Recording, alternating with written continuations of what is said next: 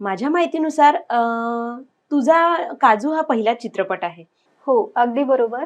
खरं तर मी याआधी राज्यस्तरीय नाटक केलंय आणि त्या टीममधले जे सर होते त्यांनी मला कॉल केला आणि म्हटलं, की "एक चित्रपट आहे, त्यामध्ये तू काम करते का?" तर मी म्हटलं, हो." पण सर म्हणे, की "त्याआधी तू त्यांना भेटून घे." आणि मी रोशन सरांना त्या दिवशी भेटली आणि रोशन सरांनी मला स्टोरी सांगितली. त्या चित्रपटात मधली जी नायिका आहे, ती त्यांना अशी पाहिजे होती, की ती तिच्या नवऱ्याच्या पाठीमागे खंबीरपणे उभी राहिली पाहिजे. आणि सर म्हणाले, की "तू करू शकते का?" तर मी म्हटलं, की "हो, अ, मी प्रयत्न करेल." मग 2 दिवस झाले आणि त्यानंतर मला अमित सर भेटले आणि अमित सर भेटल्यानंतर आम्ही थोडी प्रॅक्टिस वगैरे केली आणि मग प्रॅक्टिस केल्यानंतर लगेच सर म्हणाले, की "आपल्याला 2 दिवसात शूट चालू करायचं आहे." तर अच्छा. मी म्हटलं, की 2 दिवसात म्हणजे माझ्या मनात असा विचार आला होता, की लगेच 2 2 दिवसात दिवसात.